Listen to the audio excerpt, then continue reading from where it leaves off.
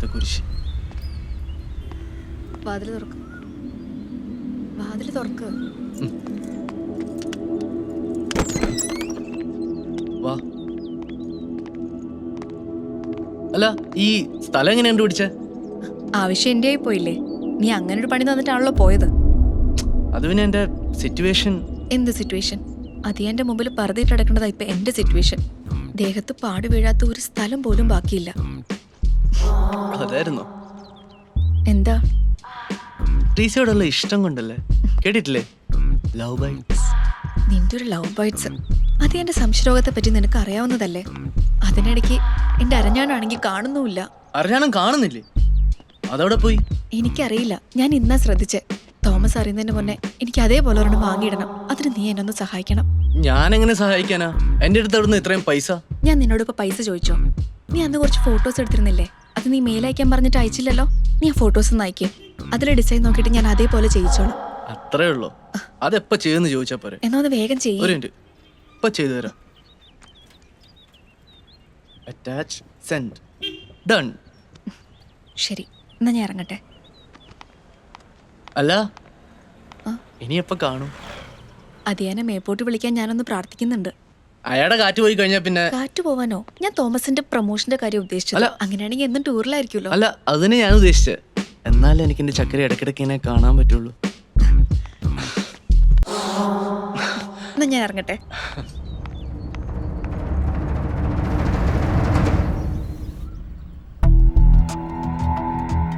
എന്തായി? എടോ എന്തായെന്ന്? ആരോ ഒരാൾ വന്നു പോയിട്ടുണ്ട്. ഒന്നില്ലെങ്കിൽ ട്രീസയുടെ അറിവോടെ, അല്ലെങ്കിൽ പക്ക റോബറി. അതറിഞ്ഞതിന് ശേഷമേ നമുക്ക് അടുത്ത സ്റ്റെപ്പ് വെക്കാൻ പറ്റൂ. അവൾ അറിഞ്ഞോ അറിയാതെയോ എന്നുള്ളതല്ല, എനിക്ക് ആ സാധനം കിട്ടിയേ പറ്റൂ. ഇനിയിപ്പോ അവളുടെ അറിവോടെയാണ് അവൻ അകത്ത് കടന്നിട്ടുള്ളതെങ്കിൽ തനിക്ക് അന്വേഷിക്കാൻ വേറൊരു മഡ്ഡകസൂർ കിട്ടും. അത്ര തന്നെ. താനൊരു മാര് ഭർത്താവ് സ്റ്റൈൽ എടുക്കല്ലേ? ആദ്യം ട്രീസ വന്നിട്ട് സത്യം എന്താണെന്നറിയട്ടെ. തനിക്ക് എന്റെ സീരിയസ്നെസ് അറിഞ്ഞോളത്തുണ്ടാ? വില പറഞ്ഞ് ഉറപ്പിച്ചിരിക്കുന്ന സാധനമാണ്. സമയത്തിന് കൊടുത്തില്ലെങ്കിലേ എന്റെ തല പോവും. നിങ്ങളിത് എപ്പോ വന്നു? ഞാനില്ലാത്ത സമയത്ത് ആരാടി ഇവിടെ വന്നേ? ഇവിടെ ആര് വരാൻ? നിങ്ങൾക്ക് എന്ത് വട്ടായോ? ഇത് എന്തു പറ്റി? അപ്പൊ രൂപക്കൂട്ടി വെച്ചിരിക്കുന്ന പൊന്നും കുരിശ് എവിടെ? തനി ഇറങ്ങി ഓടിയോ? അത്രേ ഉള്ളോ? അതെന്റെ ലോക്കറിൽ വെച്ചിട്ടുണ്ട്. ഞാനിപ്പോ എടുത്തു. എന്തേ കാള പറ്റൂന്ന് കേൾക്കുമ്പോ തന്നെ കയറെടുക്കുന്നത് തന്നെ പോലെ സംശയ രോഗമുള്ള ഭർത്താക്കന്മാരുടെ സ്ഥിരം പരിപാടി. അപ്പൊ കുറച്ചു മുമ്പ് ഇവിടെ ആരോ വന്നുപോയെന്ന് താൻ പറഞ്ഞതോ? അത് പിന്നെ ഏത് പോലീസുകാർക്ക് ഒരു അബദ്ധം പറ്റാറുണ്ടെന്ന് പറയാറുണ്ട്. നിങ്ങളുടെ പൊന്നും കുരിശ്.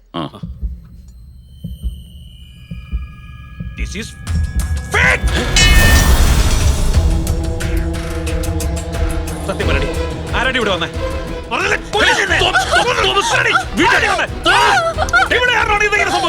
എന്ത് വട്ടാണോ താനീ കാണിക്കുന്നത്?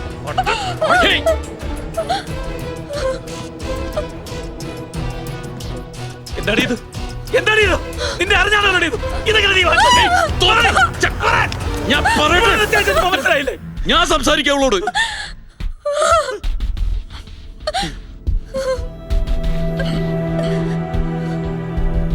ലുക്ക് ട്രീസ, അവൻ ആരാണെന്ന് എനിക്കറിയില്ല. അവൻ കാരണം പ്രശ്നം ഉണ്ടാകുന്ന ആദ്യത്തെ ഫാമിലിയും അല്ല അത്. നിങ്ങളോട് അവൻ കാണിക്കുന്നത് യഥാർത്ഥ സ്നേഹമൊന്നുമല്ല. മോഷണം നടത്താനുള്ള ഒരു സേഫ് ട്രാക്ക് മാത്രമാണ് നിങ്ങൾ.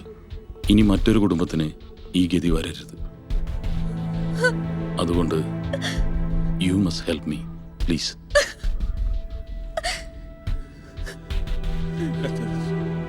ഞാൻ പറയാം. Give me some time.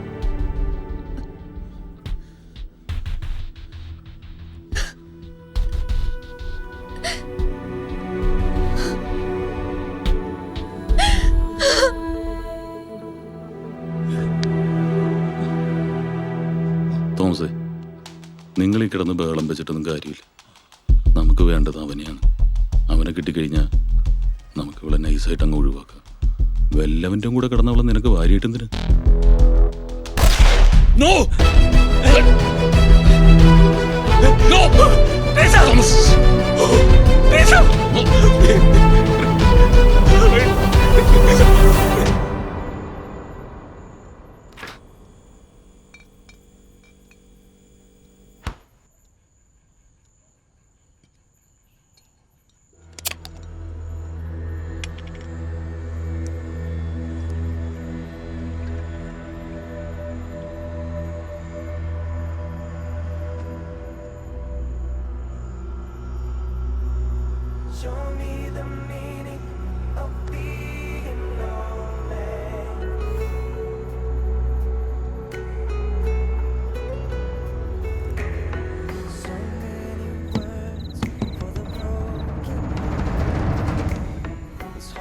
Sir Chandru sir sir உங்களை தெரிய போலீஸ் வந்திருக்கு.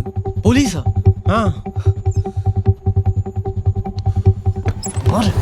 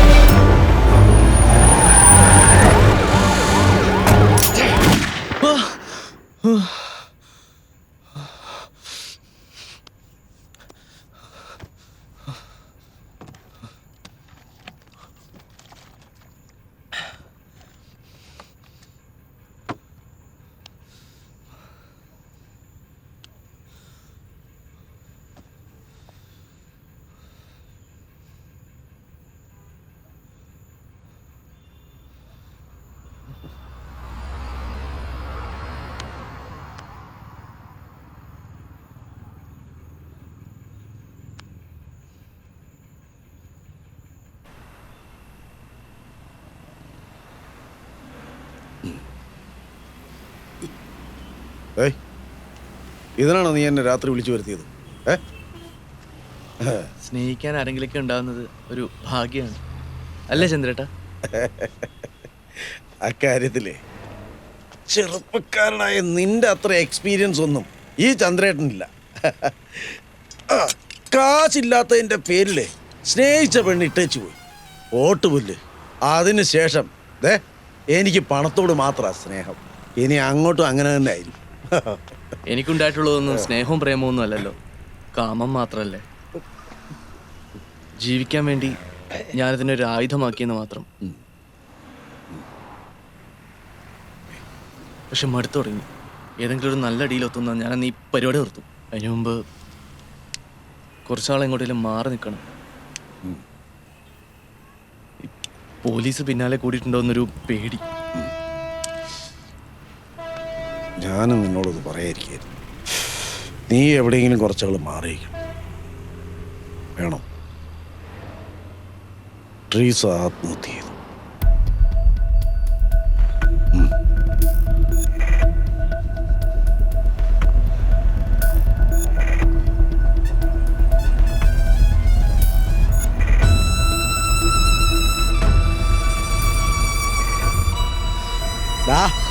നീ ടെൻഷൻ അടിക്കേണ്ട കാര്യമൊന്നുമില്ല. അവൾക്ക് അത്ര ആയുസേ ഉള്ളൂ എന്ന് വിചാരിച്ച് നീ അങ്ങ് മറന്നു കളയടാ. ചന്ദ്രേട്ടാ, എനിക്ക് എത്രയും പെട്ടെന്ന് നഗരപ്പെടണം. ഇനി ഇവിടുന്ന് ശരിയാവില്ല. അതിന് പറ്റിയ സ്ഥലമുണ്ട്. പോലീസിന്റെ കണ്ണ് വെട്ടിച്ച് നിനക്ക് എത്ര കാലം വേണമെങ്കിലും അവിടെ കഴിയും. അതേതാ അങ്ങനെ ഒരു സ്ഥലം? ഇതേ ജില്ലയിലെ ഔട്ട്സ്കേർട്സിലുള്ള ഒരു പക്ക നാട്ടുണ്ട്. നിന്നോട് ഒരു പഞ്ചലോക വിഗ്രഹത്തിന്റെ കാര്യം പറഞ്ഞു.